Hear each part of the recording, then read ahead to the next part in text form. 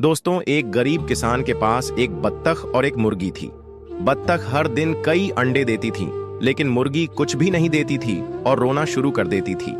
फिर एक आदमी मुर्गी को एक विशेष दवा देता है, जिससे वह इतने अंडे देती है कि पूरा घर, फिर शहर और अंत में पूरा इलाका अंडों से भर जाता है। किसान खुश हो जाता, लेकिन इतने सारे अंडों को संभालना मुश्किल हो गया।